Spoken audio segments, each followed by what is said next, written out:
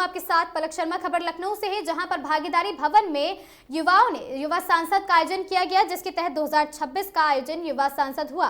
युवाओं ने दिखाया राजनीतिक कौशल। भागीदारी भवन में युवा सांसद 2026 का भव्य आयोजन किया गया, जिसमें बड़ी संख्या में युवाओं ने भाग लेकर अपनी राजनीतिक समझ और नेतृत्व क्षमता का प्रदर्शन किया। इस कार्यक्रम को एक वास्तविक संसद की तर्ज पर तैयार किया गया था, जहां युवाओं ने सत्ता पक्ष विपक्ष की भूमिका निभाते हुए संसद संचालन का जीवंत प्रदर्शन किया।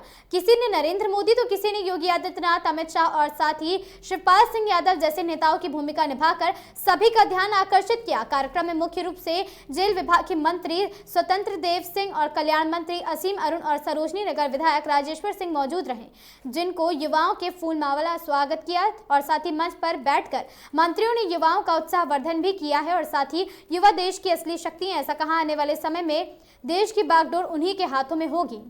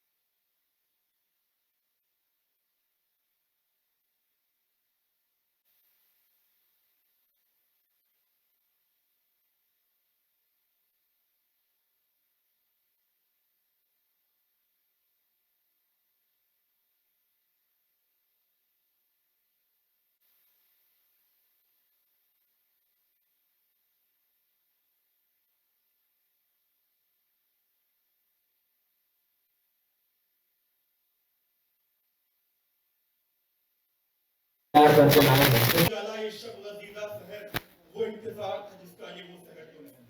कौन से भारत को विकसित भारत बनाने की बात करते हैं आप मुझे, जहां पर एनसीआरबी के डेटा के अकॉर्डिंग हर रोज 80 से ज्यादा महिलाओं का रेप हो रहा है।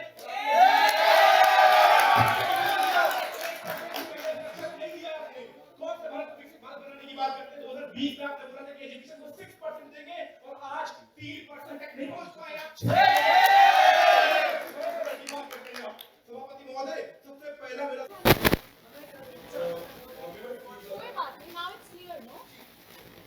speaker, the fellow delegate, quoted Ambedkar, that she said that Ambedkar wanted UCC to be followed in India.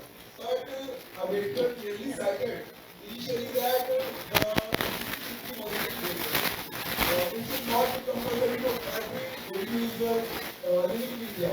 Initially, it should be voluntary. Like who declared to be one right state, the individual can I'm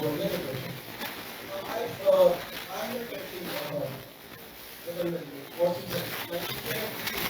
Maybe you can.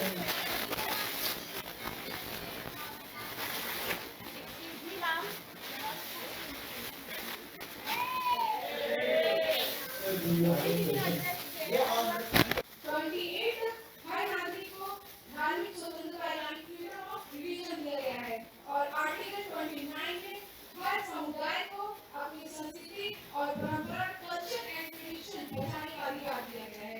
जब diversity ही संविधानिक है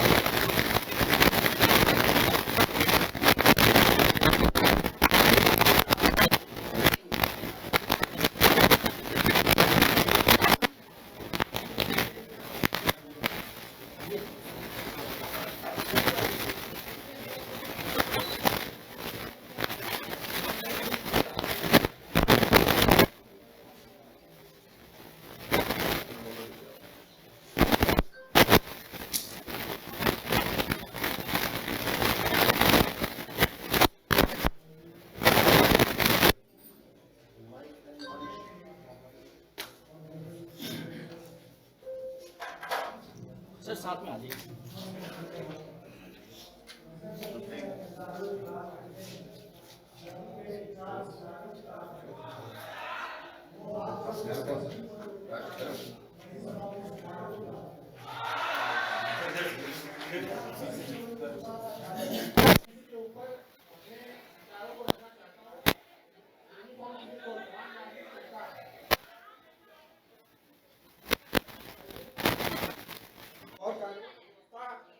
मताधिकार हो, चाहे वो धर्म का क्यों ना हो। संविधान बनाया, एक चुनाव की प्रक्रिया बनाई और उस प्रक्रिया के जरिए हम अपने जनप्रतिनिधि को, अपने प्रशासन को या के शब्द को इस्तेमाल करें तो सेवक को चुनते हैं और अपना प्रशासन हम लोग चलाते हैं। जो पहली वाली व्यवस्था है राजशाही की, डिक्टेटरशिप की, उसमें किसी राजा के हाथ में ताकत है, लेजिटिमेसी ऑफ पावर वो कहाँ से आती है? वो बंदूक से आती है, ब्रूट पावर से आती है। क्यों? क्योंकि वो राजा किसी को बहुत मन करा राजा बनने का और लड़ लो करके और अपना दिखाओ, अगर हरा दोगे तो तुम्हारे हाथ में राज सत्ता रहेगी और जिसके हाथ में राज सत्ता है वो सही है और जो वो कहेगा वो सही होगा। ये राजशाही डिक्टेटरशिप जहाँ भी बंदूक के दम पे, शक्ति के बल पे सत्ता दिलाई जाती है, ये लेकिन इसके विपरीत हमारा संविधान बिल्कुल अलग है। हमारा संविधान कहता है कि हम सब बराबर और किसी एक राजनीतिक पार्टी को जिसको ज्यादा वोट मिले और उनके द्वारा जो हमने अपनी छोटी सी पावर ट्रांसफर की है उनको वो संचालित करते हैं। तो पहली बात बहुत महत्वपूर्ण है कि यहाँ पे जो जनप्रतिनिधि है, प्रशासक है, सेवक है, वो चुनाव के जरिए आ रहे हैं और इसी वजह से हर प्रकार के विचार, पक्ष विपक्ष आते हैं ऐसे पटल पे और कोई एक आवाज, क्योंकि वो केवल एक व्यक्ति की है, इस वजह से नहीं दब जाएगी। अगर उस एक व्यक्ति के आवाज में भी तर्क है तो वो तर्क सबसे सामने आएगा और ये लोकतंत्र का सबसे महत्वपूर्ण भाग होता है। दूसरी बात, कानून का राज। राजशाही में कानून का राज थोड़े लेवल पे हो सकता है, लेकिन जो भी कुछ राजा ने बोल दिया तो वो कानून सारे सुपरसीड हो जाएंगे और वो राजा की बात ही कानून होगी। यहाँ पे लोकतंत्र में, हमारे लोकतंत्र में ऐसा नहीं है। हमारे लोग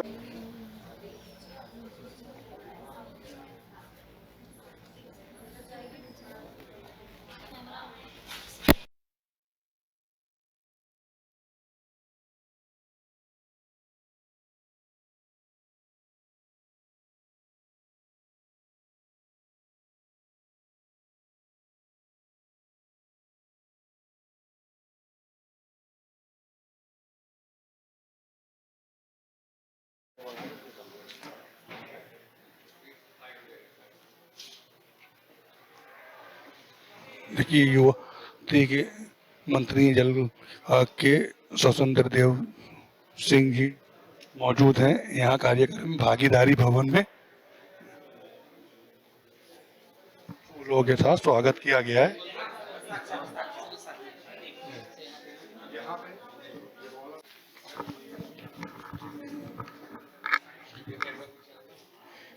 युवा सांसद 2026 को लेकर जिस तरीके से युवा में नजर आ रहा है, ये लोग आ रहे हैं यहाँ पर साइन कर रहे हैं। जल विभाग के मंत्री स्वतंत्र देव सिंह जो है साइन करते हुए नजर आ रहे हैं। एकता के बिना शक्ति नहीं होती है।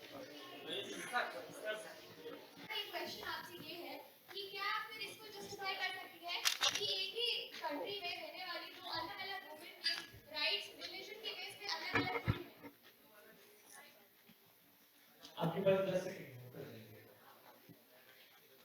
मेरा जवाब यह है कि आर्टिकल 21 पहले तो सबको ये राइट देता है कि वो अपना राइट टू डिग्निटी, दूसरा भारत एक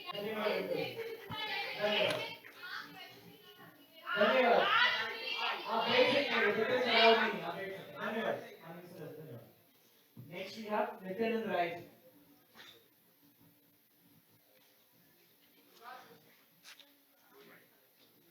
हमारे पास क्वेश्चन मैनेजमेंट भी है, हमारे पास आपको नहीं लगता है पूरी सदन में जो हमारा पक्ष है, अभी सत्ताधारी पक्ष है, वो पूरा सदन ही इस बात पे बताने पे चल रहा है कि यूजीसी क्यों चाहिए?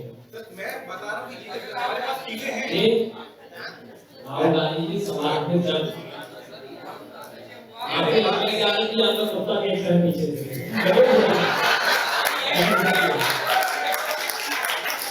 माननीय अमित शाह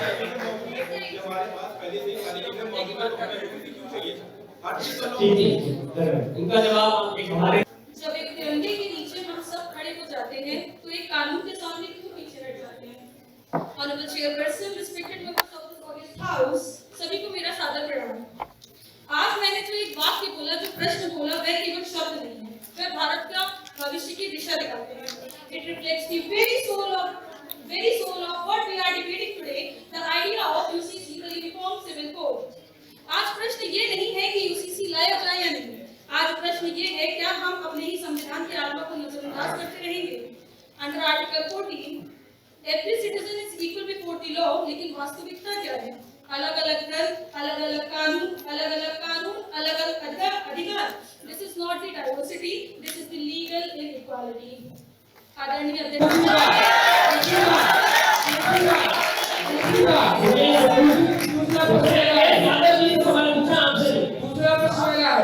सतुआ बाबा को जो पीआईटी सुविधा दी गई उसकी पोजीशन क्या थी, और शंकराचार्य जी की जो सुविधा रोकी गई उसकी पोजीशन क्या थी? आप समुपस्थित हैं, क्या प्रमाण है आपके पास? आप प्रमाण दीजिए। धन्यवाद। अगले 10 सेकंड।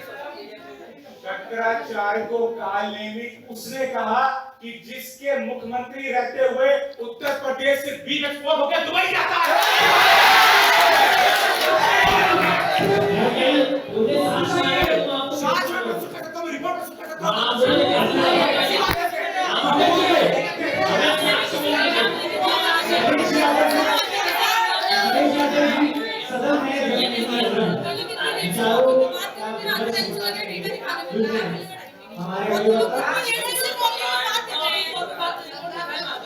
अगली शायद जी, आप प्लीज साक्षी टीवी को हम लोगों को दे रहे हैं क्योंकि आपके स्टेटमेंट्स बहुत बड़े थे। आप प्लीज प्रोवाइड करिए data. I don't want any discussion.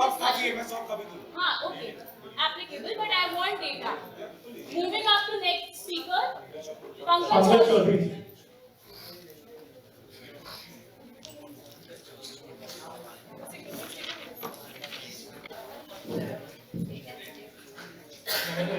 आज मैं अपना भाषण से शुरू करना चाहूंगा कि जैसे हमारे सदन पटल पर सबने यूसीसी के बारे में बात, पर कभी हमारे पार्टी से भी चूक हुई, लेकिन मैं ये क्लैरिफाई करना चाहता हूँ, जैसा हमने अपनी पार्टी के मैनिफेस्टो में कहा था कि हम यूसीसी जब इंट्रोड्यूस करेंगे तो उसमें जो बाकी धर्मों की जो मान्यताएं हैं, जो मतलब न्याय संगत मान्यताएं हैं, उनको भी इंक्लूड करेंगे। ऐसा नहीं है कि एब्सोल्यूट एकदम एग्जेम्पशन दे देंगे कि सबके लिए समान कानून होगा जिसमें लोगों की जो आस्था है उसका सम्मान नहीं किया जाएगा। जबकि विपक्ष इस बात को पकड़ के बैठ गया है कि अगर पक्ष इसको बनाता है कानून तो वो इसका एब्सोल्यूट बना देगा कि केवल हिंदुइज्म की जो आइडियोलॉजी है, बिलीफ है, तो बाकी धर्मों पे थोप दी जाएगी।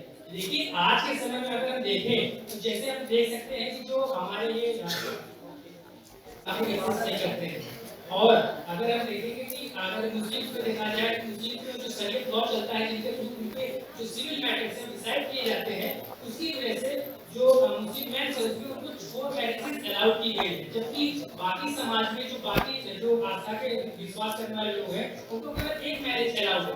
जिससे क्या होता है कि जो औरतें हैं या फिर जो महिला लोग हैं उनके अंदर एक डर की भावना पैदा होती है, क्योंकि उनका पति अगर छोड़ के किसी और से शादी कर लेता है तो उनके अधिकारों का हनन होता है।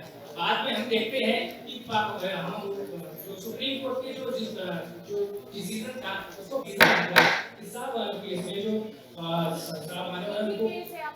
उनको मेंटेनेंस दिया जाएगा, उसको हमने पलट दिया था क्योंकि वो मुस्लिम के द्वारा प्रेशर में आ गए।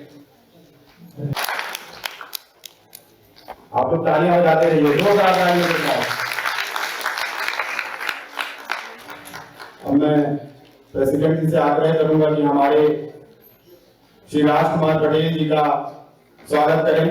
आप लोग जोरदार तालियों के साथ स्वागत करिएगा, जोरदार तालियां बजा दीजिए।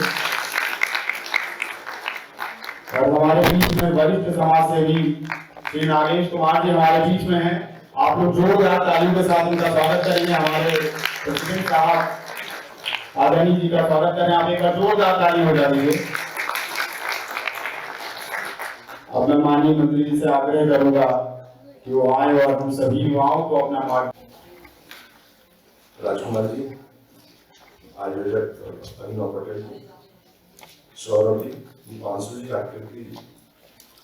आकृति जी, सूरज जी, स्पीकर वीरेंद्र जी, मृणाली जी, दस चौहान जी, जो लोग महत्वपूर्ण भूमिका में हैं, ऐसे मोहम्मद मोहम्मद जी, सैयद जी, हर्षा, रिस्का जी और विधि सिंह।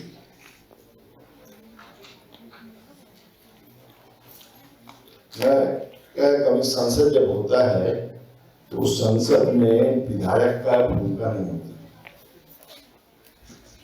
यहाँ कोई अखिलेश जी की या जो ड्यूटी के लोगों की भूमिका नहीं होती। केवल संसद होता है तो संसद में बैठने वालों की भूमिका, क्योंकि विधानसभा नहीं है, इसलिए विधानसभा का विषय नहीं उठना चाहिए। तो विधानसभा जब लोकसभा चल रहा है तो केवल लोकसभा पर ही डिस्कशन होना चाहिए, इसलिए अध्यक्ष महोदय को ध्यान देना चाहिए। विधानसभा लोकसभा एक साथ भाषण नहीं, विधानसभा सत्र अलग है, लोकसभा सत्र अलग है, इसलिए इसमें विधानसभा का कोई विषय आना चाहिए और विधानसभा स्तर का भी किसी नेता के खिलाफ आक्षेप और इस प्रकार का नहीं आना चाहिए। क्योंकि वीडियो ये सब बच्चे जो बोल रहे हैं, बाई चांस मार्केट में आ गया तो ये बहुत बड़े संकट में फंस जाएंगे सब। क्योंकि वीडियो में जो आ रहा है बोल रहे हैं सब सप्लाई होती है या ये गवर्नमेंट सप्लाई होती है, प्रूफ नहीं मिला तो बच्चे सभी फंस जाएंगे।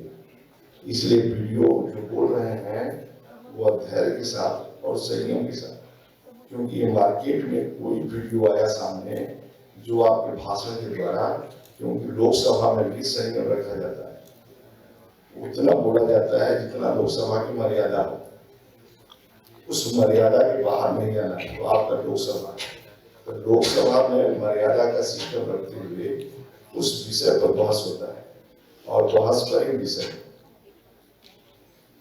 इतना ध्यान देना है आप सबको। नहीं तो और इसमें भूमिका वो नहीं रखती संसद ही संसद, क्योंकि आप ये मैसेज देने वाले हैं कि बाबा भीमराव अम्बेडकर जो संविधान है उसके संविधान के तहत हमें बहस करना है। तब कल रात को ही माननीय गृह मंत्री शाह जी ने एक चैनल पर, कौन भूमिका निभा रहा है गृह मंत्री, अच्छा एक चैनल का हमने कहा है, बल्कि भाजपा शासित राज्यों में शासन करने वाला हिस्सा बनने जा रहा है। सभी नागरिकों के लिए समान कानून, महिलाओं को समान अधिकार और न्याय, एकरूपता और पारदर्शिता, ये किसी धर्म के खिलाफ नहीं है बल्कि न्याय के पक्ष में कदम है। साथ में आज भी कई क्षेत्रों में महिलाएं कानूनी असमानताओं का सामना करती हैं और इसी से उन्हें अधिकार, सम्मान और सुरक्षा देने का माध्यम बन सकता है। जब महिला सशक्त होगी तभी समाज सशक्त होगा और तभी भारत विकसित होगा। जब कानून सबके लिए समान होंगे तो समाज जटिलताएं कम होंगी। साथियों, डिजिटल युग का युवा जनता है कि प्रगतिशील समाज के लिए प्रगतिशील कानून की आवश्यकता है। हमें संकीर्ण और तुष्टिकर की राजनीति से ऊपर उठकर राष्ट्रहितों की भावना से इस विचार करना चाहिए। मुझे का संकल्प है, समानता अपनाएंगे, न्याय को मजबूत करेंगे और भारत को विकसित राष्ट्र बनाने का योगदान करेंगे। जो विषय यहाँ आया था, कल एक महिला आई थी, उसका तलाक हो गया था, उसके भाई के बेटे का जन्मदिन है, कार्ड देने नहीं थी। तो मैं पूछा क्या स्थिति है समाज में आपके, तो उसने कहा कि ठीक है, हम लोग कुछ बोल देते हैं तो हमें बोल नहीं सकते बीजेपी की वजह। हम की आवास बनना नहीं बोला, बोले मेरे मकान के पीछे जितने झोपड़पट्टी थे सभी को 3-3 लाख 67,000 का सभी को पक्का मकान हो चुका है। लेकिन हमके बोले मेरी मम्मी गई थी करने के लिए लेकिन वोट नहीं मिला। इसका मतलब वोट नहीं मिला तो हम उसका विकास करेंगे, विकास नहीं करेंगे ऐसा नहीं। समाज के सभी वर्गों का विकास करना सरकार का दायित्व है। उसको वोट मिले या नहीं, किसी वर्ग का जात समाज का विकास करना हमारा काम है। चक्कर बोला करो तो मीठा बोला करो, सोचा करो तो ठंडे दिमाग से सोचा करो, सीने में आप अपने लक्ष्य के प्रति, अब लक्ष्य आपका क्या है आप तय करो, उसके लिए चले हुए की चले हुए। विश्राम नहीं है, शरीर को आराम भी नहीं है। इसलिए चलते रही, जो लक्ष्य आपने तय किया होगा या पढ़ाई के क्षेत्र में नंबर 1 रहेगी, क्योंकि लड़ाई अगला जो है ज्ञान की लड़ाई है और अगली लड़ाई ईमानदारी की है। और कोई आवश्यकता है ज्ञान की और ईमानदारी की। जो जिसके पास अच्छे परिवार में लोग रहेंगे वह परिवार आगे बढ़ेगा। झोपड़पट्टी में एक बेटी पढ़ी लिखी निकल जाए तो झोपड़पट्टी बिल्डिंग में तब्दील हो जाएगी। बिल्डिंग में एक आवारा लड़का निकल जाए तो बिल्डिंग खंडहर में तब्दील हो जाएगी। इसलिए आप सबसे जुर्दा करिए। अच्छे वक्त है, यहाँ पर है, भविष्य के धरोहर है सब। आप डाटा लेकर बैठिए और ठीक ढंग से चर्चा, क्योंकि विपक्ष वाले कुछ मजबूत हैं तो सब विपक्ष वाले भी डाटा लेकर बैठे।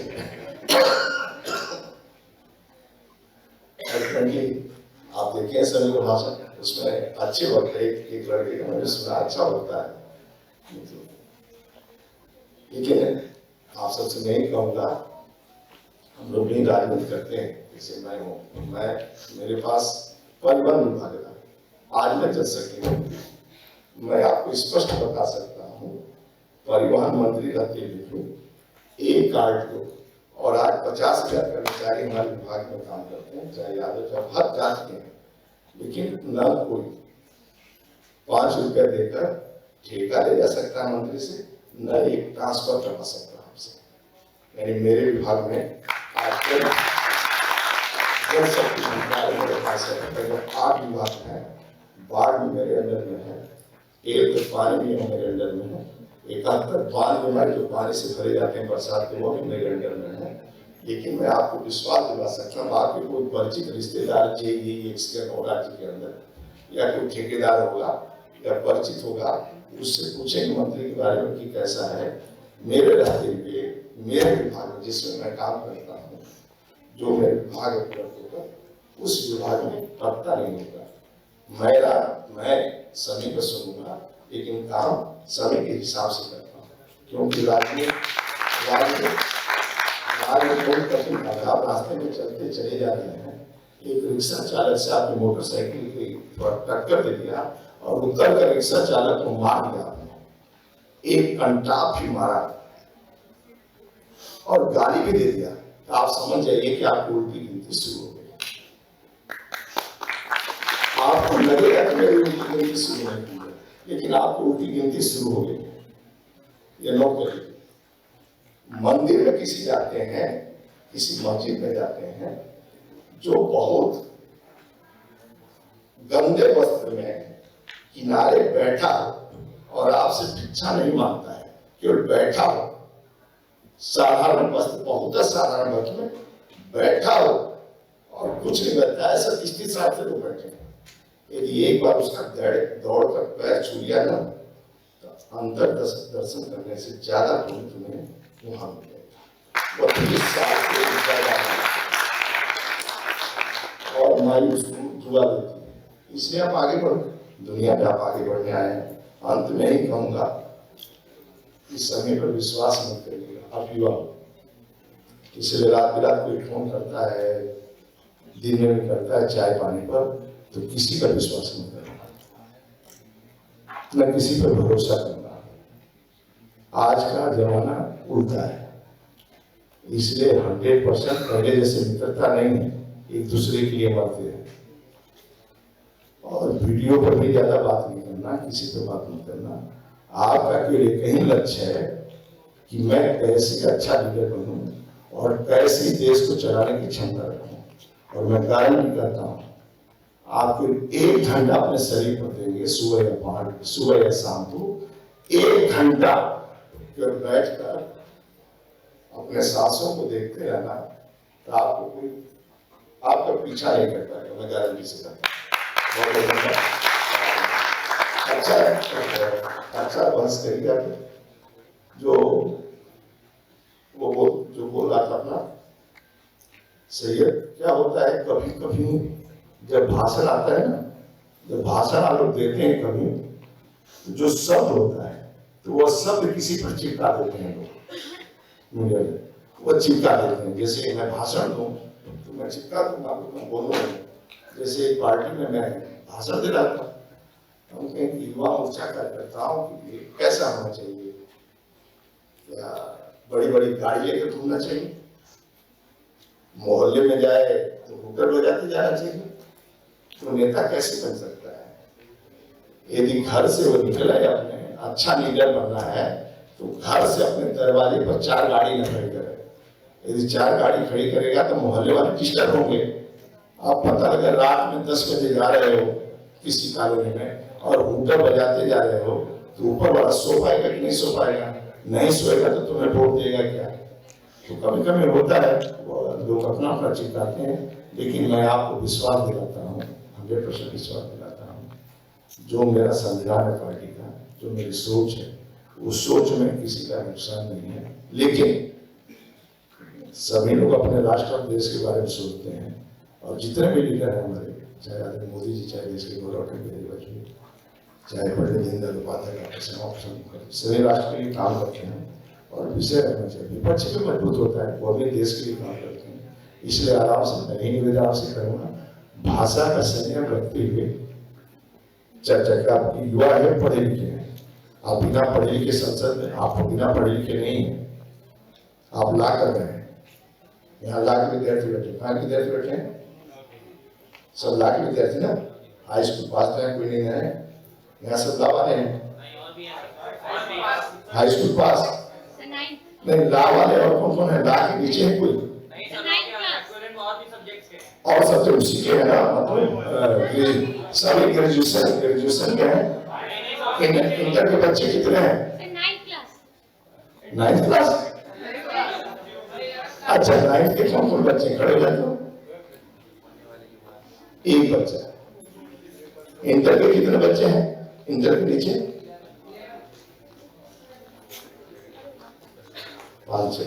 किसकी भूमिका हो बेटा? किसकी भूमिका हो? अच्छा बेटा, बहुत अच्छा। सर, एक्सक्यूज मी सर, मेरा एक आपसे प्रश्न है। मेरा नाम प्रतिज्ञा है सर। जैसे कि मैं भी आगे चल के आपकी तरह नेता बनना चाहती हूँ, अभी मैं 9th में हूँ, तो सर जैसे कि लोग कहते हैं कि 4 गाड़ी रख लो, ऑरा बनाना है, बिना ऑरा के है क्या? जब मैं उड़ीसा शहर में रहता था, जैसे उड़ीसा शहर में मैं निकल रहा हूँ रास्ते से, उस समय की बात है, तो कोई आवश्यकता नहीं। जैसे पूर्वा है उसको पास में, जैसे कैंपस में होता है, सब रहते हैं कि ऐसे कैसे निकल गया मेरे लिए, बुलवाते थे उसको। मैं पूछा कहाँ से आए, किसके बेटे? कहा साहब मैं चौकी इंचार्ज है, थाने में चौकी में इंचार्ज है चौहान साहब, मैं उनका बेटा। हम किस क्लास में पढ़ते हैं? पूरा इंटर में पढ़ते हैं। ठीक है, तो क्या है कि शुरू से हमसे कोई मजाक नहीं करता, शुरू से ही हमारे सामने कोई पान गुटखा खा जा सकता है ना। शुरू से ही एक नेतृत्व क्षमता मेरी रही है, थोड़ा परिश्रमी हूँ, नेतृत्व मेरा शुरू से नेचर है। जितने मित्र है 70-80 लड़कों का ग्रुप करता था, जब कैंपस के अंदर जाते थे, तो कभी मेरे से मजाक नहीं कर सकता कोई, भूखा नहीं।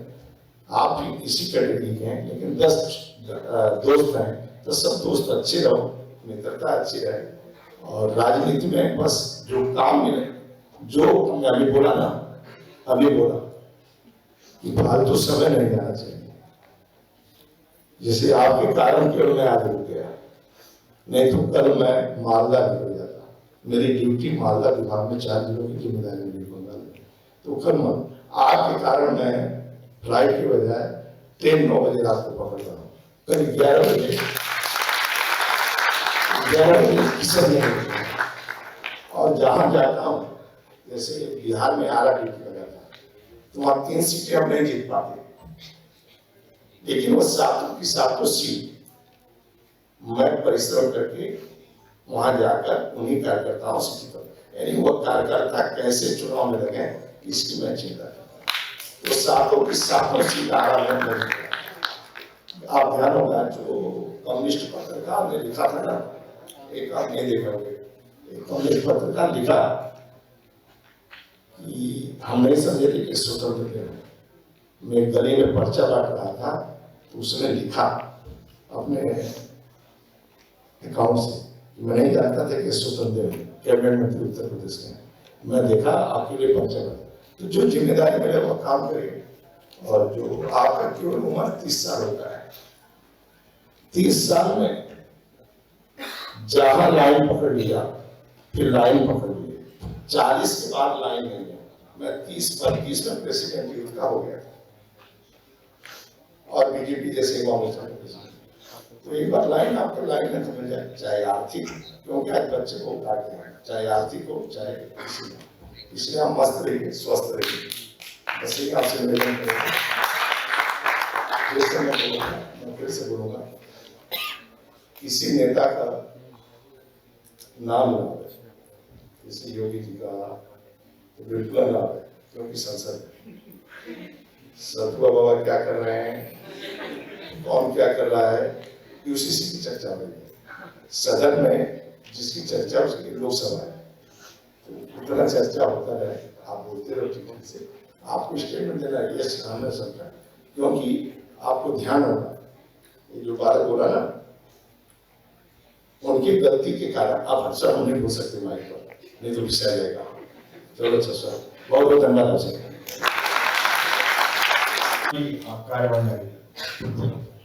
माननीय श्री रविशंकर जी, जो मंत्री हैं स्वतंत्र देव सिंह जी हैं, युवा सांसदों की जिस तरीके से युवा सांसदों को जिस तरीके से जो है संसद में और पार्लियामेंट में किस तरीके से बात करना है, तमाम युवा हैं जोश में भरेंगे।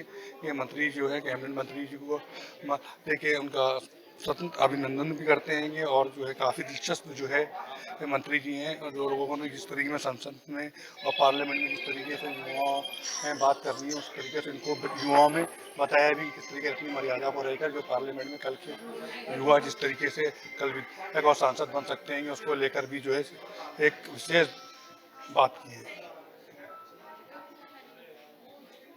भाई मोबाइल आप जा रहे थे, अभी जा रहे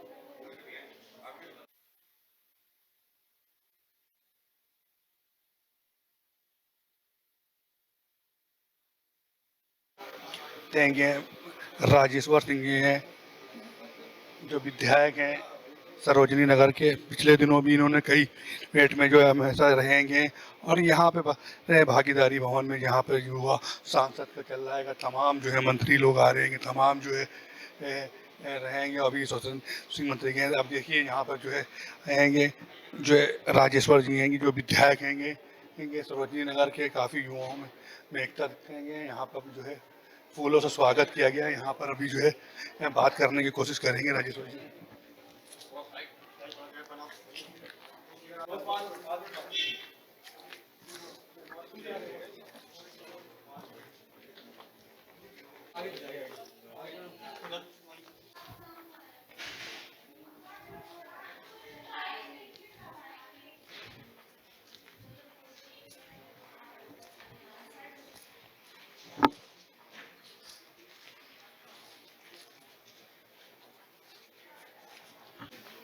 तो हम जरा से बात कर लेंगे।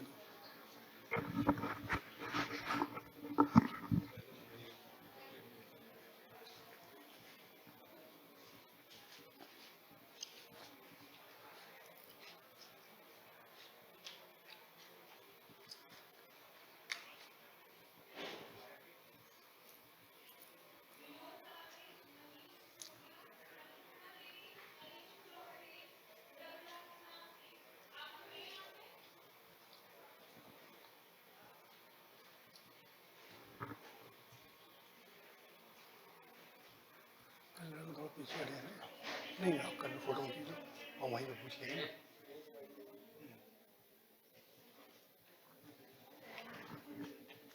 हो गया।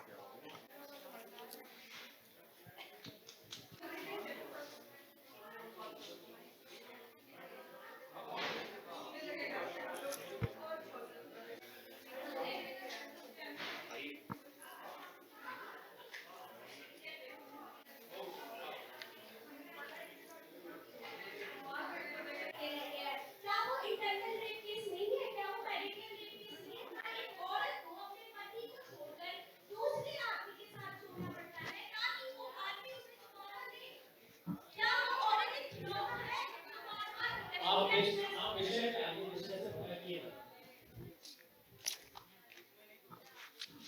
कर रहे हैं क्योंकि हमारे मौलिक अधिकारों का हनन कर रहा है, जैसे मौलिक अधिकारों में धर्मनिरपेक्ष, जिससे हमारी धर्मनिरपेक्षता की शक्ति छिड़ जा रही है।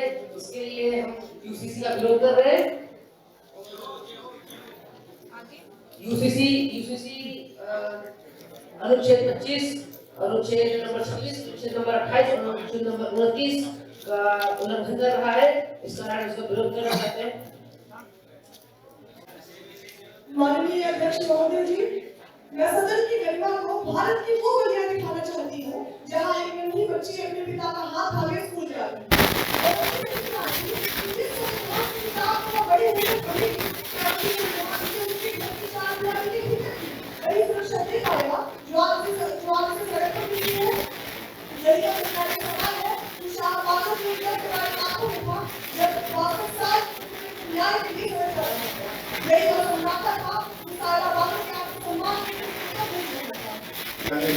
उतना बड़ा आपका योगदान होगा। एक बार आप सबका बहुत बहुत स्वागत करता हूँ। अभी मैं यूसीसी में सुन रहा था, बहुत अच्छे विचार है पक्ष के लिए विपक्ष के लिए। खाली मेरा इतना कहना है कि हिंदुस्तान बहुत बड़ा देश है, डाइवर्स कंट्री, डाइवर्सिटी हमारी स्ट्रेंथ है, लेकिन हमें अपनी स्ट्रेंथ को वीक नहीं होने देना है। किसी ऐसे कारण से हम इतिहास पढ़ते हैं, इतिहास के स्टूडेंट्स भी यहाँ पे होंगे, क्यों 200 साल तक 1.5 लाख से कम अंग्रेजों ने हमारे ऊपर राज किया। ये संख्या 2 लाख मैक्सिमम अंग्रेजों की थी सिविल डिसोबीडियंस मूवमेंट 1931 में, including children and their wives. 2 lakh से कम अंग्रेजों ने 200 साल तक हमारे ऊपर राज किया, क्योंकि हम डिवाइडेड थे, छोटे छोटे राज्यों में, छोटी छोटी विचारधाराओं में, छोटी छोटी जातियों में, विभिन्न धर्मों में, east west north south languages में। ये डिवाइडेड इंडिया को बहुत आसानी से कॉन्कर किया गया। 200 साल तक हमारे ऊपर राज किया गया। फर्स्ट वर्ल्ड वॉर में लगभग 25 लाख हिंदुस्तानियों को बाहर भेजा गया लड़ने के लिए। सेकेंड वर्ल्ड वॉर में भी यही संख्या थी, लाखों लोग शहीद हुए। इससे हमसे कोई मतलब नहीं। पहली सबसे इम्पोर्टेंट चीज है, देश आपका है, हिंदुस्तान एक युवा देश है। इंडियन नेशन की लगभग 28 वर्ष है, 60% आबादी हमारे युवाओं की है, आप लोगों की है। बहुत आगे जाना है। आज हम जिस गति से आगे बढ़ रहे हैं, पूरा विश्व आश्चर्यचकित है। आज हमारा ग्रोथ रेट, हिंदुस्तान का ग्रोथ रेट लगभग 8% है और विश्व के बाकी देश 3 से 4% ग्रोथ रेट से बढ़ रहे हैं। तो बहुत ज्यादा जेलसी है, बहुत ज्यादा लोग देख रहे हैं, तो बहुत ज्यादा समस्याएं भी हैं। तो आप लोगों के सामने चैलेंजेस हैं और मुझे बहुत अच्छा लगा कि आप लोग डिस्कशन कर रहे हैं, डिबेट कर रहे हैं, इश्यूज पे अपनी जानकारी हासिल कर रहे हैं। आज आपके सामने पिछले 10 वर्षों में, 5 वर्षों में यदि आप देखें तो आपने नए तरह के चैलेंजेस देख लिए। जो पीढ़ियां बीत जाती थी, ये चैलेंजेस नहीं आते थे। आपने इंडो पाक वॉर भी देख ली, फुल-फ्लेजेड चाइनीज एग्रेशन भी देख लिया, आपने कोविड का समय भी देख लिया, आपने आज जो ट्रेड वॉर और टैरिफ वॉर्स चल रही हैं वो भी देख लिया। आपने महसूस भी किया होगा कि अपने देश को मजबूत रखना कितना आवश्यक हो चुका है। We have to be military superpower, economic superpower, social superpower. Social bonding बहुत इंपॉर्टेंट है। आज जातिवाद जो है उसको मैं जहर मानता हूँ। युवाओं के लिए जातिवाद जहर। जाति आधारित राजनीति, जाति आधारित बटा हुआ देश युवाओं के भविष्य के लिए सबसे हानिकारक है। मेरा तो ये मानना है, जब यहाँ से आज आप वापस जाएं तो ये संकल्प जरूर लेके जाएं कि जातिवाद का हम लोग रोज विरोध करेंगे। ये आपके भविष्य के लिए सबसे खराब है।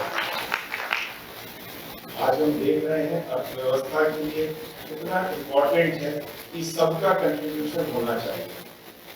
यूथ सबसे इम्पोर्टेंट पार्ट प्ले करता है और डेली आपको भी सोचना है कि आज मैंने देश के लिए क्या किया, आज मैंने देश की किस समस्या के बारे में जानकारी हासिल करिए और मेरा कंट्रीब्यूशन क्या है। You have to think, you have to act and you have to react. आपको रिएक्ट भी करना है। जो चीज गलत हो रही है तो आपकी आवाज सबसे ज्यादा मुखर होनी चाहिए। युवाओं का पार्टिसिपेशन सबसे ज्यादा होना चाहिए। गलत चीज के प्रति आपको सबसे पहले अपनी आवाज को बुलंद करना चाहिए। ये देश आपको आगे लेके जाना है। इस देश को हर जगह, हर फील्ड में आपको नंबर 1 बनाना है। आज आप देख रहे हैं आर्थिक मजबूती कितनी आवश्यक है। आज पूरे विश्व में युद्ध चल रहा है, चाहे गल्फ वॉर चल रही हो, चाहे रशिया यूक्रेन की वॉर चल रही हो, चाहे डिस्टर्ब अफ्रीका हो, चाहे हमारे डिस्टर्ब बॉर्डर्स हो। तो देश को एक आर्थिक महाशक्ति के रूप में बनाना सबसे इम्पोर्टेंट है। क्या आपने कल्पना करी है आज अमेरिका मिडिल ईस्ट में कितना पैसा प्रतिदिन खर्च कर रहा है? $1 बिलियन पर डे खर्च कर रहा है। 10,000 करोड़ रुपया प्रतिदिन खर्च हो रहा है। कितने दिन लग सकता है कोई देश? अर्थव्यवस्था बहुत मजबूत होनी चाहिए।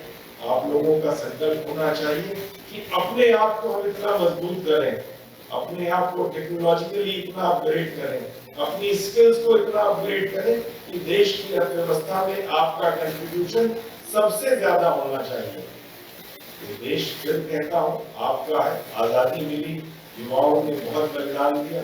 हमारे आपके माता पिता ने, उनके पूर्वजों ने वर्षों तक जेल में सजा काटी, काले पानी की सजा काटी। उसके बाद ये देश आजाद हुआ। जब देश आजाद हुआ हम कहाँ पे थे? प्रति व्यक्ति आय 500 रुपए से भी कम थी। अस्पतालों की संख्या 5-7 हजार के करीब थी। माताएं जो है बच्चों को जन्म देने में उनकी मृत्यु हो जाती थी। Infant mortality rate, maternal mortality rate was highest in the world. स्कूलों की क्या स्थिति थी?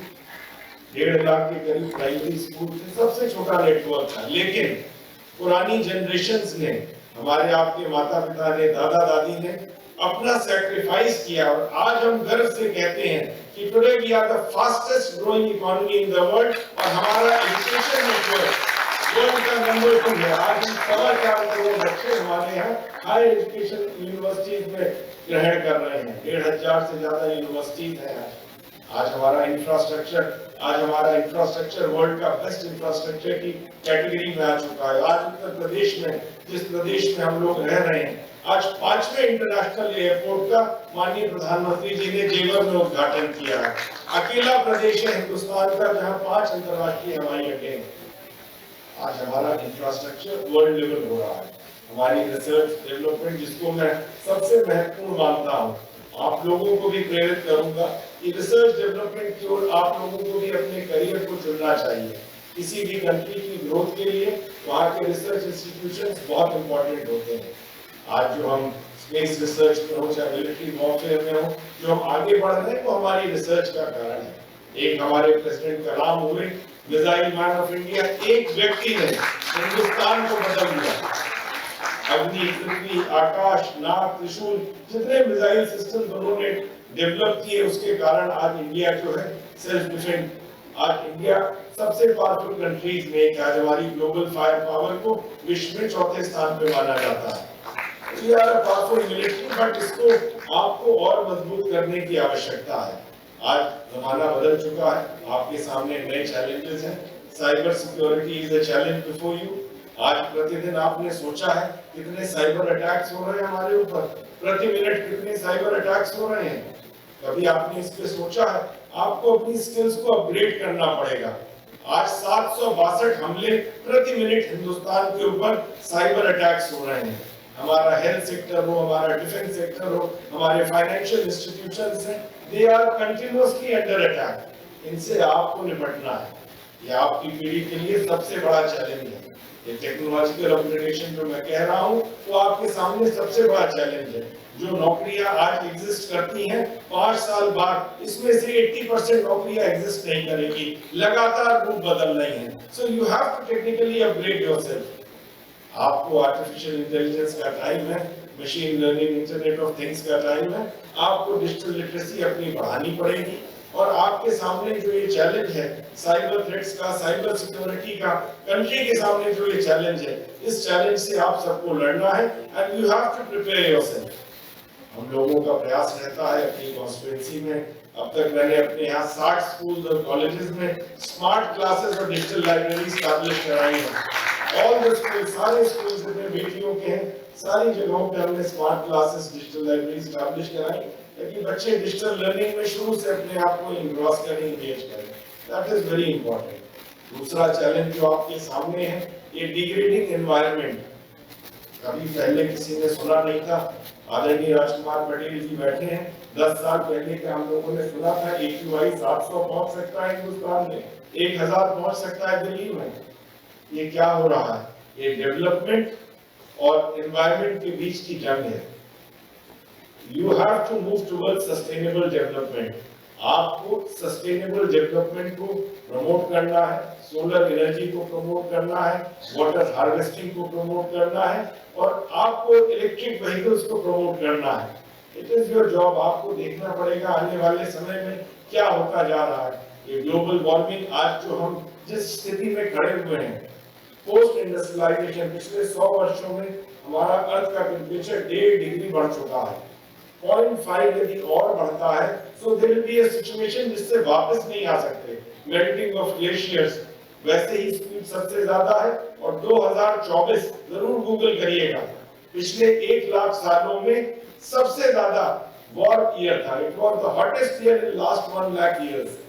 तो ये हम कहां जा रहे हैं? It's a challenge before you all. आप लोगों को ग्रोथ भी देखनी है, लेकिन development has to be sustainable development. Solar energy, wind energy, nuclear energy, water harvesting मैं इसलिए कह रहा हूँ, आप लोग बुंदेलखंड से भी आए हैं, झारखंड से भी आए हैं, लखनऊ के भी हैं।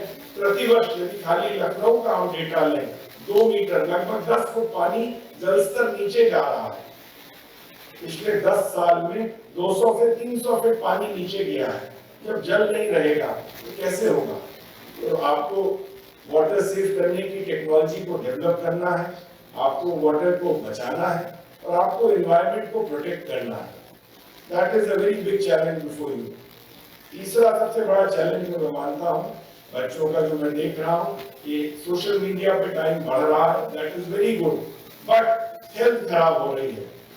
आज हम लोग को दुख होता है कहते हुए कि हिंदुस्तान सबसे डेवलप्ड कंट्रीज में होके आ गया है, लेकिन हमारे यहाँ डायबिटीज के पेशेंट वर्ल्ड में सबसे ज्यादा हैं। We feel very sorry, we feel very sad।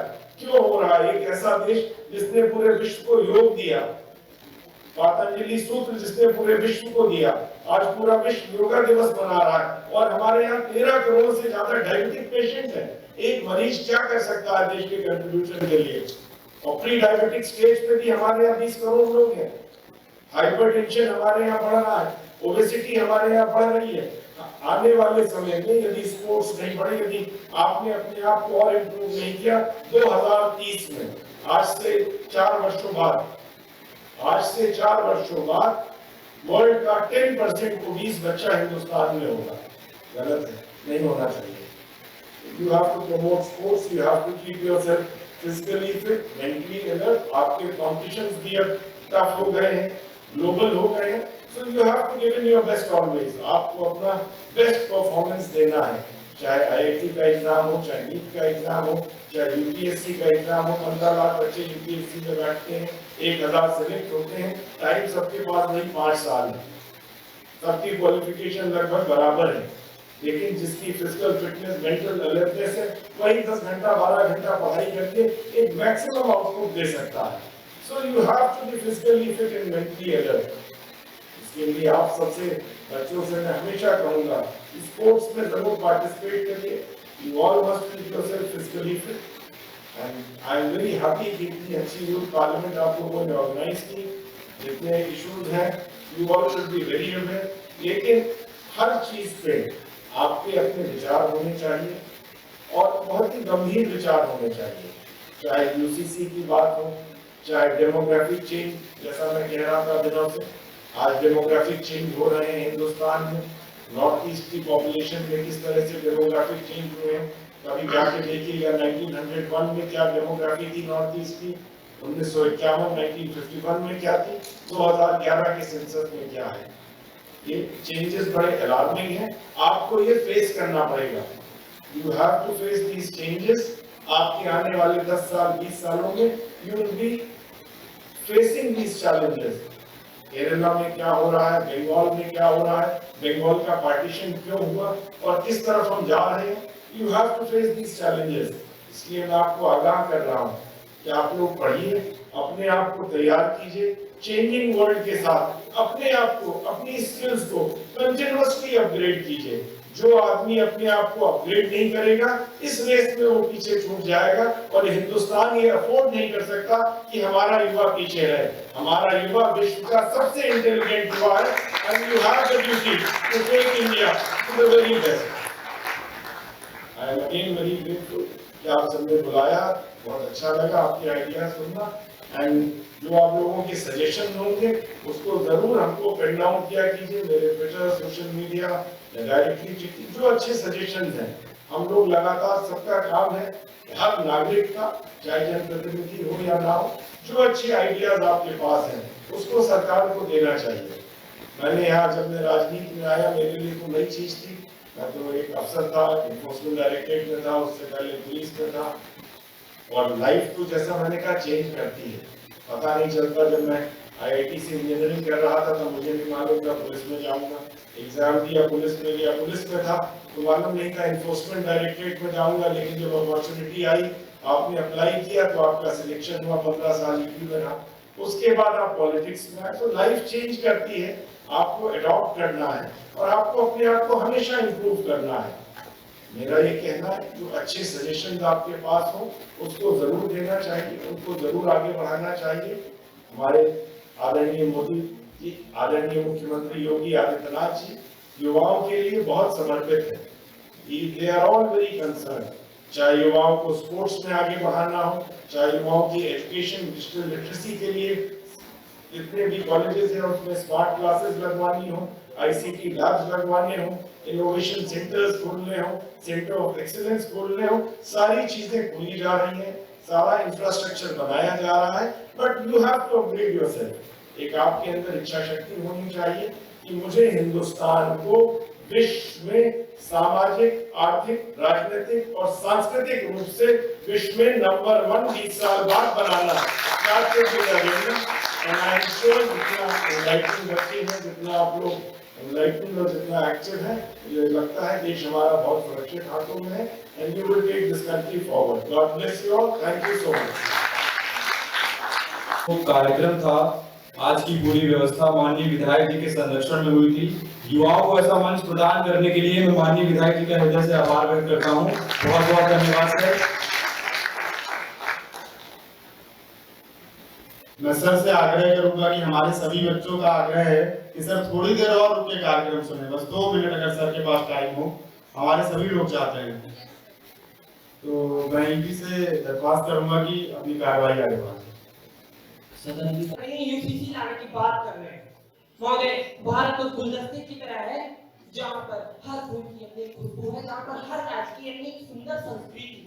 जब आज देश का युवा हाथ में डिग्री लेकर सड़कों पर बेरोजगार घूम रहा है, मैं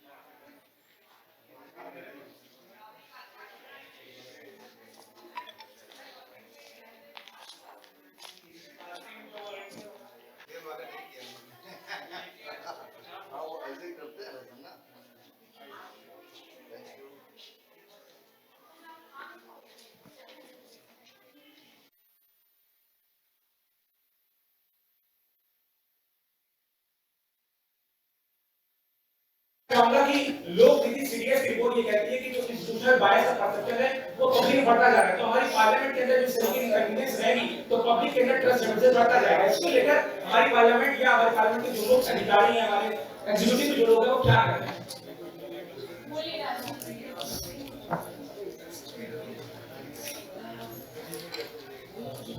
बहुत सारे रिपोर्ट, बहुत सारे डाटा सोर्स, बहुत आपने गिना दिए हैं।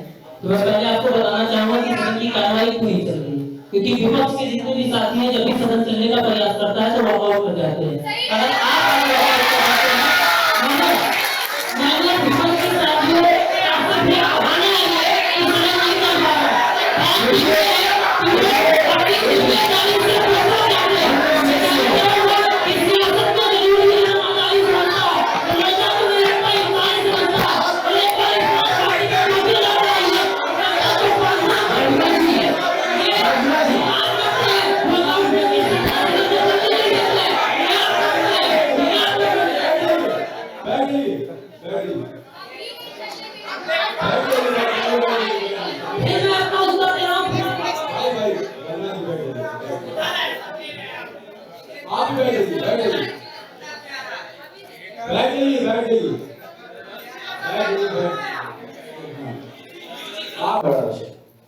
राजनाथ जी अपनी बात रखिए, आपकी बात हम सुनने का अपनी बात रखिए, आप उनको सुन के काउंटर करिए, ये आपका ही टाइम जी।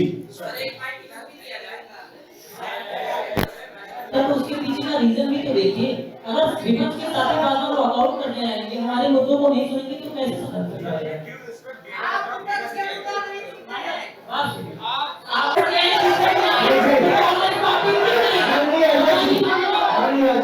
देखिए खड़े होने से आवाज ठीक नहीं होती, आप आराम से बोल सकते हैं जी। पीछे आप कुछ कहना चाह रहे हैं? हाँ, क्वेश्चन आंसर क्यों नहीं दिए?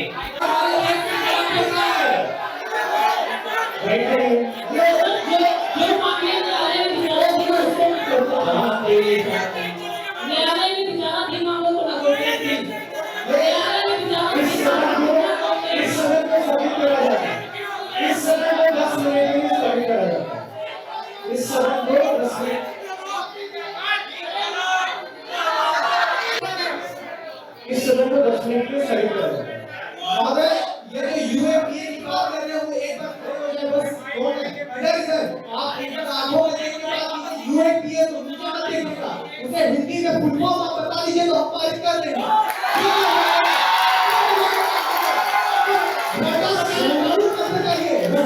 10 मिनट के लिए स्थगित करा जाता है सदन को 10 मिनट के लिए स्थगित करा जाता है, सदन को 10 मिनट के लिए स्थगित करा जाता है।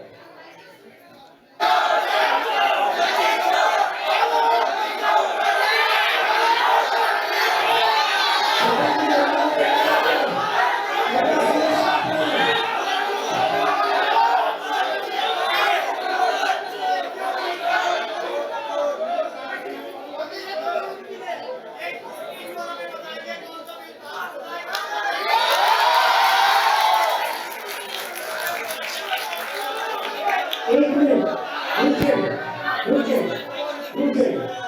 आप में से ना जितने भी लोग हैं, 10 मिनट के लिए सदन स्थगित है। अनौपचारिक तौर पर आप लोगों से 10 मिनट के लिए बात करेंगे, क्योंकि आप लोग क्वेश्चन की तरह चलने नहीं दे रहे। आप धीरेन्द्र भैया, प्रणाली जी और उत्कृष्ट भैया, आप अरे भाई प्रेम में आ रहे हो?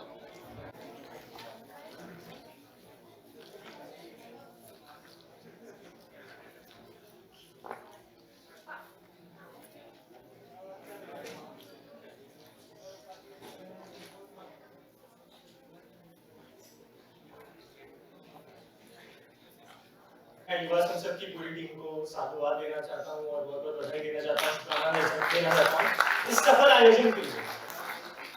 दूसरी बात ये कि मैं आजमगढ़ की भूमि से आता हूं, हमारे एक दार्शनिक हुए राहुल सांकृत्य आए हैं, उनकी एक पुस्तक है जिसके पहले पृष्ठ में लिखा है कि प्रतिभाएं सभी क्षेत्रों में सर्वोत्कृष्ट शिखर नहीं होती। पुनः दोहराना चाहूंगा कि प्रतिभाएं सभी क्षेत्रों में सर्वोत्कृष्ट शिखर नहीं होती, परंतु उनका उत्कृष्ट प्रमाणित होने पर इनसे कार्य लेना समाज का कार्य है। साधारण शब्दों में अगर आपको समझाऊं तो हर व्यक्ति हर चीज में अच्छा नहीं होता, लेकिन अगर वो अपनी प्रतिभा का उत्कृष्ट स्थापित कर दे तो उससे क्या काम लेना है, ये समाज का काम है। और मुझे बड़ा हर्ष होता है आप लोगों को, युवा साथियों को देखकर कि किस बेबाक तरीके से आप अपने वक्तव्य को रखते हैं। हम लोग, मैं यहाँ अगर आप सभी लोगों को संबोधित कर रहा हूँ तो ये मेरा गर्व है कि मैं आप लोगों को विश्व के सबसे युवा देश से संबोधित कर रहा हूँ। लेकिन विडंबना ये है कि भारत सबसे युवा देश तो है, लेकिन भारत में जो नेतृत्व करता है उसकी औसत आयु अगर आप गूगल अभी करेंगे तो वो 56 वर्ष है। मतलब हमें एक 56 वर्ष का एक औसत नेता हमारा नेतृत्व करता है। तो इसमें प्रश्न उठाना चाहिए हमें और आपको। अब ये समय नहीं रहा कि आप सिर्फ आपको ये कहा जाएगा कि नहीं हमें युवा नेतृत्व अच्छा कर सकते हैं, आप अच्छा बोल सकते हैं, आप अच्छा नेतृत्व कर सकते हैं। अब समय ये है कि युवा नेतृत्व को मुख्य धारा में लाया जाए। हमें अपना जो रोल है वो प्ले करना होगा और सार्थक तौर पर वो तब तक नहीं हो सकता जब तक हम स्वामी विवेकानंद जी द्वारा परिकल्पित युवा नहीं बन सकते। अब मैं मृणाली दीक्षित जी को बुलाना चाहूंगा कि वो भी आपका उत्साहवर्धन करें। मृणाली दीक्षित जी, कृपया जोरदार तालियों से स्वागत करें। Knowledgeable Noggins present here. आज आते ही किसी ने मुझसे पूछा कि knowledgeable noggins आप कहती हैं तो noggins का मतलब क्या है। शुरुआत उसी से करते हैं। knowledgeable noggins यानी बुद्धिमत्ता से परिपक्व वो ब्रेन्स जो हमारे इंडिया में है, और वो ब्रेन ड्रेन की समस्या जो हम देख रहे हैं उससे सर्वप्रथम निवारण अगर हमें कोई दिला सकता है तो वो हमारी युवा शक्ति है। क्योंकि अगर युवा का उल्टा किया जाए तो क्या होता है, वायु और युवा दोनों को ही आवश्यकता है वेग की, एक ऐसे वेग की जो भूगोल में, खगोल में, कला में, साहित्य में, विज्ञान में, अनुसंधान में, पर्यावरण संरक्षण में मां भारती का सिरमौर बनकर पुनः विश्व गुरु के सिंहासन पर सिंहासनारूढ़ है। ये लाइन आप सबने मेरी स्पीचेस में जरूर सुनी होंगी, लेकिन आज मुझे इसका प्रत्यक्ष उदाहरण आप सबके ओजस्वी वाणी में देखा। सो इस देश ने तुम्हें क्या दिया, जिस पर उनका जवाब था कि आवश्यक यह नहीं कि इस देश ने मुझे क्या दिया, आवश्यक तो यह है कि मैं इस देश को क्या दे सकता हूँ। और जिस दिन हम सब संकल्पित हो जाएं तो इस देश का 65% युवा ऊर्जा वो बदलाव ला सकती है जिसको हम इंस्पायर करते हैं। And I always say that if you want to get the change, then you have to be the change. Not extending my words further because I know you all are restless, tired, and eagerly waiting for the results. So, heading up the mic to Dhirendra. पूरी दुनिया में भारत सबसे खूबसूरत, भारत में उत्तर प्रदेश सबसे खूबसूरत, उत्तर प्रदेश में लखनऊ सबसे खूबसूरत, लखनऊ में आज का ये प्रोग्राम सबसे खूबसूरत, और आज के प्रोग्राम में आप सारे लोगों की उपस्थिति सबसे खूबसूरत। एक बार जोरदार ताली अपने लिए आप सारे लोग बजाएं जो आप लोग सुबह से यहाँ पर बैठे हुए हैं। अभी अब इतने अच्छे कार्यक्रम को देखकर मुझे 4 पंक्तियां याद आती हैं किसी की कि अगर मोहब्बत का कोई इम्कान होता, अगर मोहब्बत का कोई इम्कान होता तो हमारे घर में मीर का दीवान होता। तुम्हारी महफिल में आकर सोचते हैं अगर ना आते तो बड़ा नुकसान होता। मेरे समक्ष विकसित भारत का उज्जवल भविष्य बैठा हुआ है जिसके कदम से कदम मिलाकर भारत विकसित भारत की ओर अग्रसर करेगा। सबसे पहले क्योंकि आप सुबह से बहुत बहस वाद विवाद सब चल रहा है, तो सबसे पहले मैं 4 पंक्तियां आपके हवाले से पढ़ता हूँ आपके लिए, उसके बाद मैं आपको अपने तेवर से जोड़ूंगा कि हमारे दिल के अरमानों को वो तो फ्लॉप कर देगी, हमारे दिल के अरमानों को वो तो फ्लॉप कर देगी, बदल करके सदा डीपी उसे फिर लॉक कर देगी,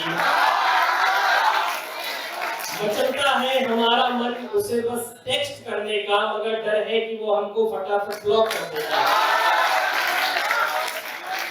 क्योंकि मैं उत्तर प्रदेश में खड़ा हूँ तो ये भी पढ़ने में मुझे कोई संदेह नहीं है कि एक फूल तुझे देने के लिए सस्ते में ले लिया, देखे ना कोई उसे इसलिए बस्ते में ले लिया, फूल तुझे देने को निकले थे जाने मन, मगर रास्ते में बजरंग दल वालों ने रास्ते में ले लिया।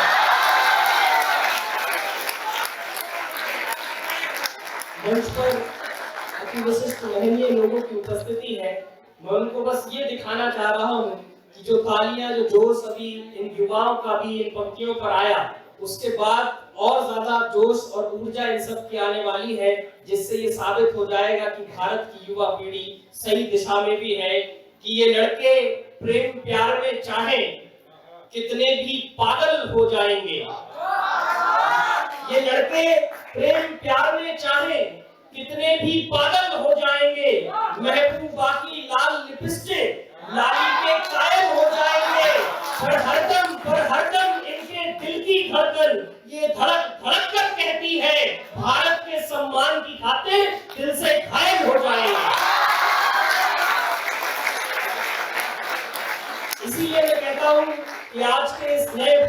नई युवा पीढ़ी वो है जो आज रविवार को नेटफ्लिक्स भी देखती है और सोमवार का व्रत भी रखती है। ये वो युवा पीढ़ी है जो जूम पर मीटिंग भी लगाती है और मंदिर में दीप भी जलाती है। ये वो युवा पीढ़ी है जिसके हाथ में जप माला है परंतु दूसरे हाथ में जावा, पाइथन और एआई का कोड भी है। हम जय श्री राम भी बोलते हैं लेकिन मेक इन इंडिया के सपने को साकार भी करते हैं।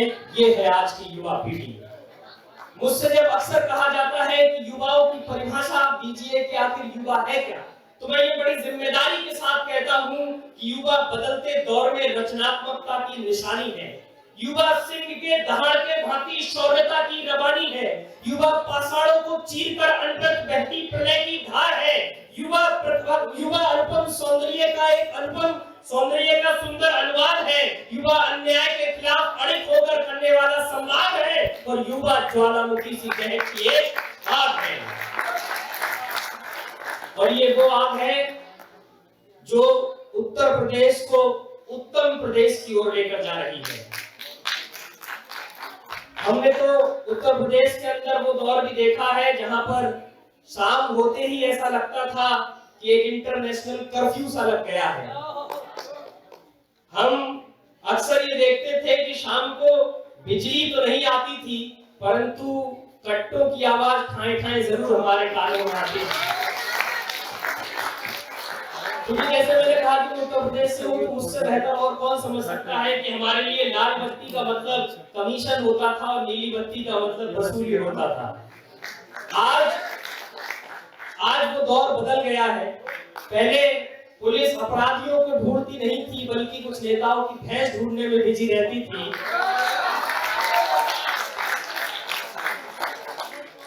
उस जंगल राज को आज उत्तर प्रदेश बदल चुका है। अगर हम देखें तो 2012 से 2017 तक तकरीबन पूरे प्रदेश में 800 से ज्यादा दंगे हुए। कैराना से लेकर मुजफ्फरनगर की सड़कें लहूलुहान दिखती थी। हर दिन किसी न किसी के घर एक न एक चिराग बुझ जाता था। परंतु आज उत्तर प्रदेश बीमारू राज्य से लेकर आज चीते की रफ्तार की तरह दौड़ रहा है और दौड़ते दौड़ते भारत की दूसरी सबसे बड़ी अर्थव्यवस्था बन गया है।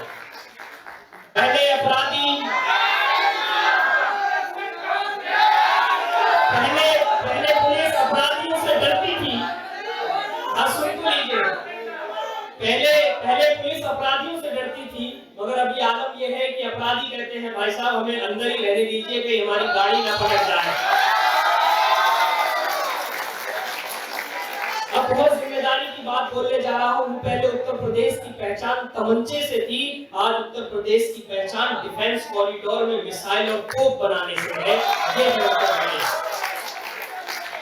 तो जो एक तरफ लोक गायिका नेहा राठौर पूछती है कि यूपी में कावा, तो उन दीदी को मैं अपना जवाब दे दूं कि यूपी में अब राम मंदिर का ठाठवा, उत्तर प्रदेश में अपराधियों का खाटवा और जो दंगे का सपना देखे उन दंगाइयों पर योगी आदित्यनाथ का लठवा।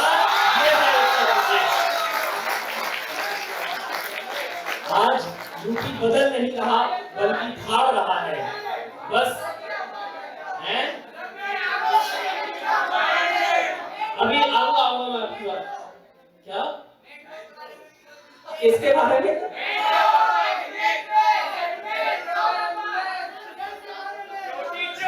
बोलेंगे।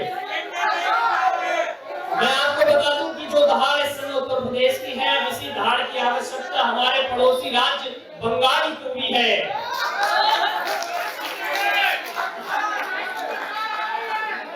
हाँ, क्योंकि बंगाल आज शिक्षा में पीछे, आविष्कार में पीछे, निवेश में पीछे, उद्योग में पीछे, अगर किसी चीज में आगे है तो वहां पर सिर्फ और सिर्फ दीदी और उनके परिवार की बढ़ोतरी में आगे है। बाकी हर चीज में बंगाल पीछे हो चुका है। और अब समय आ गया है कि जिम्मेदारी भरी बात करके जा रहा हूँ। मुझे उम्मीद है कि आप सारे लोग इस बात से एग्री होंगे कि अभी हाल ही में एक घटना हुई, क्योंकि मैं लखनऊ के अंदर खड़ा हूँ। लखनऊ तहजीब, अमन और मोहब्बत के हवाले से जाना पहचाना जाता है। हमने देखा कि इजराइल के अंदर एक बहुत सर्वश्रेष्ठ नेता की मौत हुई, उस पर दुख व्यक्त करते हैं, परंतु ईरान के अंदर परंतु उससे भी ज्यादा विडंबना की बात यह है कि उन ईरान के सर्वश्रेष्ठ नेता की मौत के बाद इसी लखनऊ के अंदर धरना प्रदर्शन और शोक सभाएं करी गई। ये बहुत दुख की बात है। परंतु उससे भी ज्यादा विडंबना की बात कल हुई, जम्मू कश्मीर के विधानसभा के अंदर भी उनका विरोध प्रदर्शन किया गया। मुझे इस बात से कोई तकलीफ नहीं है, परंतु विरोध प्रदर्शनकारियों से मैं बस इतना पूछना चाहूंगा कि जब पहलगाम के अंदर हमारे सैनिकों के जिस्मों को गोलियों से उड़ाया जा रहा था, तब आपका विरोध प्रदर्शन कहाँ था? जब पुलवामा के अंदर इस तरह से हमारे सैनिकों को मारा गया, तब आपका विरोध प्रदर्शन कहाँ था? बस इतनी सी बात है। बाकी आप सारे लोग युवा हैं,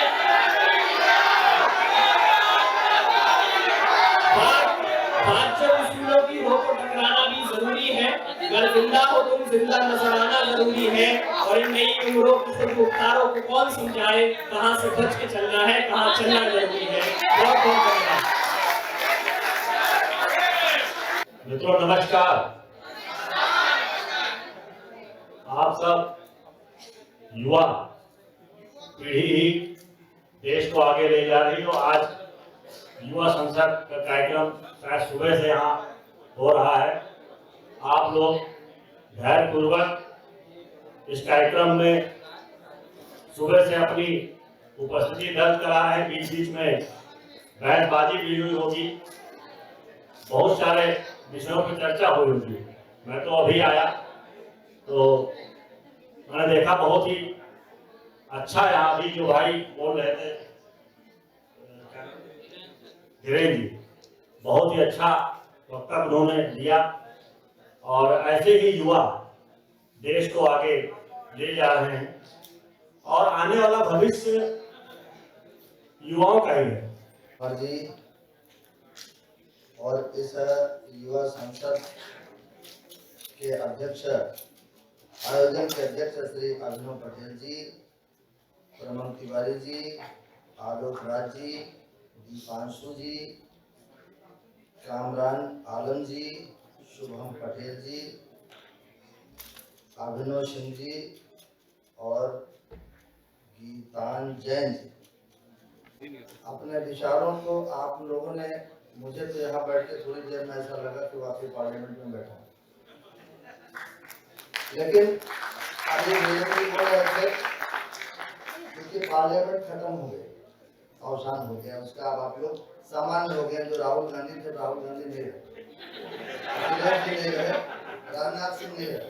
अब आप अपने मूल रूप में आ जाए। जब हमारे वक्ता बोल रहे थे कि उसमें विरोध प्रतिरोध और उत्साह ये सब चीजें, ऐसा लगता है कि अभी उससे हम निकल नहीं पाए। तो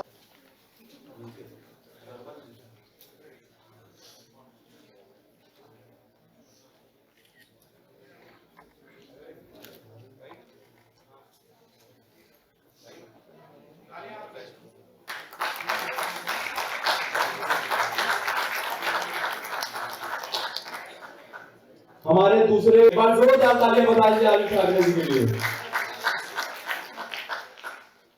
हमारे तीसरी वर्बल मेंशन है कंगना रनौत जी। कंगना रनौत जी के लिए एक बार जोरदार तालियां बजा दीजिए।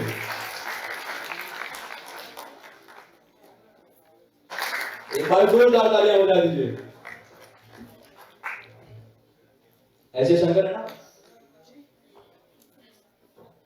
हमारे 13th स्पेशल मेंशन है प्रियंका गांधी जी। एक बार जोरदार तालियां बजाएं प्रियंका गांधी जी के लिए। हमारे 12th स्पेशल मेंशन है इमरान प्रतापगढ़ी जी। एक बार जोरदार तालियां मंच पर आ जाएं।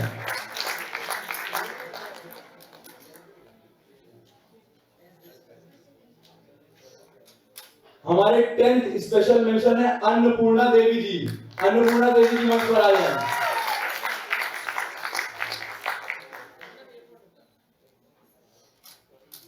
आप सभी तालियां बजाते रहें।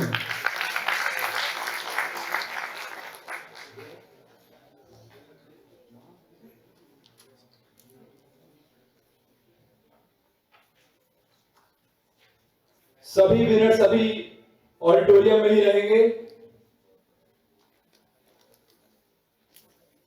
हमारे 9th स्पेशल मेंशन है नितिन नवीन जी।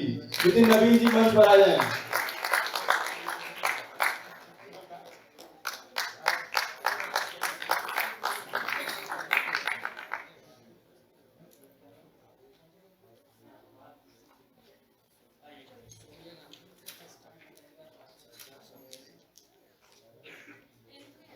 हमारे 8th स्पेशल मेंशन है बहुत ही वरिष्ठ सदस्य मल्लिकार्जुन खड़गे जी, एक बार जोरदार तालियां बजाकर मल्लिकार्जुन खड़गे जी स्पॉन्सर हो रहे हैं।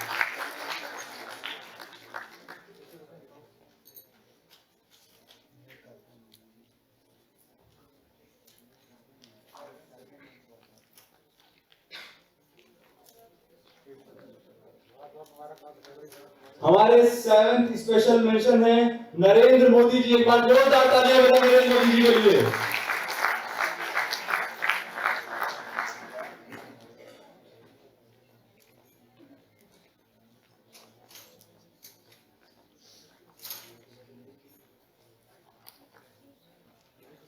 जितने भी विनर्स हैं वो अभी ऑडिटोरियम में ही रहेंगे। हमारी 6th स्पेशल मेंशन है निर्मला सीतारमण जी, निर्मला सीतारमण जी मंच पर आए। हमारी 5th स्पेशल मेंशन है रक्षा खड़से जी, रक्षा खड़से जी मंच पर आए।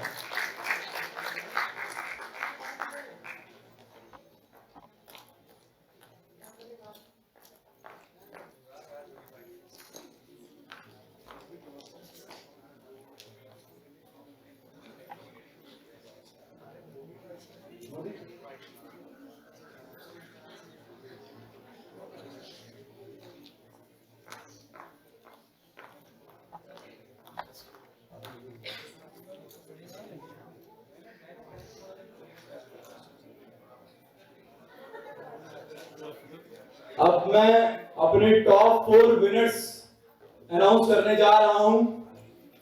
तो हमारे जो 4th रैंक है जिनकी युवा संसद 2026 में, वो है अखिलेश यादव जी। एक बार जोरदार तालियां बजाकर अखिलेश यादव जी का स्वागत करें।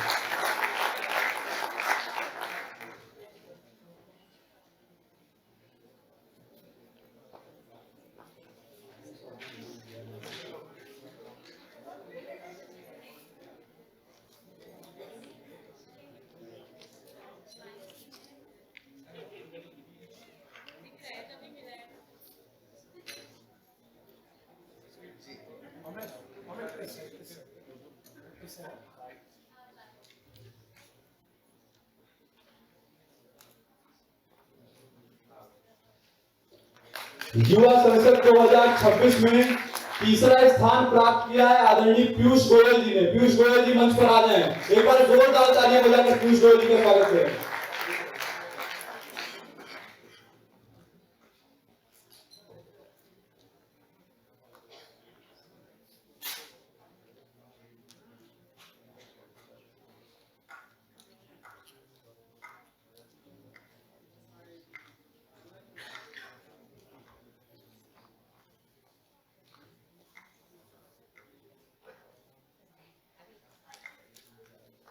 एक बार तालियां बजाकर सभी लोग उत्साहवर्धन करते हैं।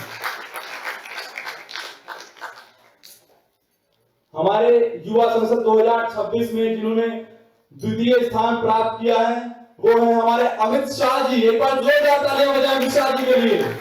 अमित शाह जी कृपया मंच पर आ जाएं।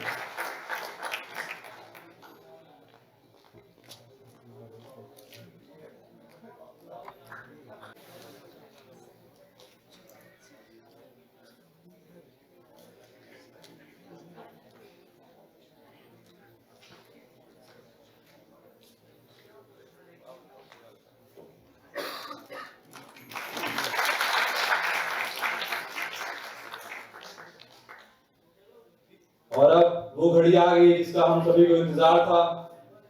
हमारे युवा संसद 2026 के विजेता, any guesses? And the winner of युवा संसद 2026 इज श्री राजनाथ सिंह जी। एक बार जोरदार तालियां बजाकर राजनाथ सिंह जी का उत्साहवर्धन करें। राजनाथ सिंह जी मंच पर आ जाएं। और मैं भी अपने सभी विजेताओं से चाहूंगा कि सभी लोग मंच पर आ जाएं। सभी विजेताओं से चाहूंगा। और अभी कोई जाएगा नहीं। हमारे सभी विजेता मंच पर आ जाएं। स्पेशल मेंशन हूं या विनर्स हो, सारे लोग मंच पर आ जाएं।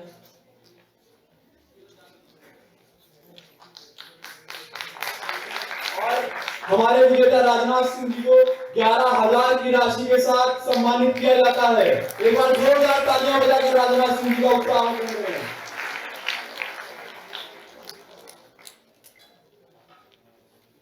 हमारे सभी विजेता मंच पर आ जाएं।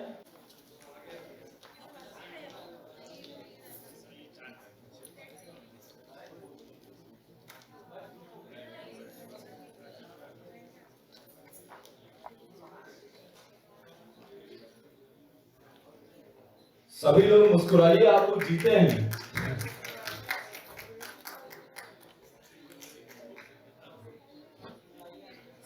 मुस्कुराइए आप लखनऊ में।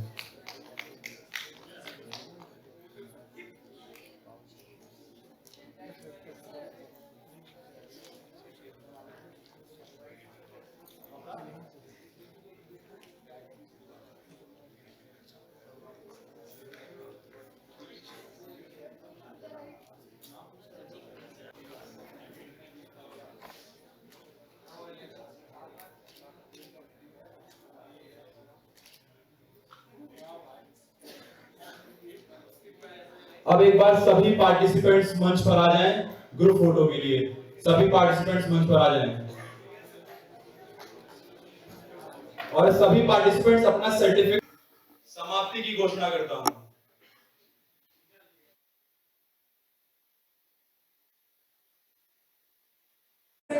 सारे सपनों की फोटो है। देखिए जिस तरीके से युवा संसद 2026 की तैयारी को लेकर जो युवाओं ने किया था, तैयारी की थी, यहाँ पर एक मंच सजाया गया था जिसको लेकर जो है पार्लियामेंट में सदन चलती है कि बिल्कुल रियल में जो है इन्होंने सदन तैयार की। जिस तरीके से सत्ता पक्ष और विपक्ष जो है आपस में कर रही थी, पूरा जो है देखने को लग रहा था कि हम एक रियलिटी जो है सदन में बैठेंगे।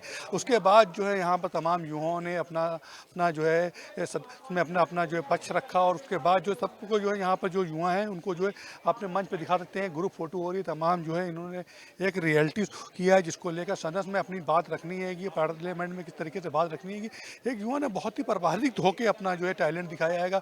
यहाँ पे जो मंत्री लोग हैं वो उन्होंने इनका युवाओं को टैलेंट देखा। उन्होंने जो मंत्री जो में रहते हैं पार्लियामेंट में रहते हैं वो भी इन्होंने भी कहा कि ऐसा लग रहा था कि हम जो है रियल में पार्लियामेंट में बैठे हैं, रियल में सदन चल रही है। एक तरीके से देखा जाए युवा जिस देश की पीड़ित आगे है वो अपनी ओर से बढ़ने के लिए तरीके तमाम लोगों को प्राइज से भी नवाजा गया है।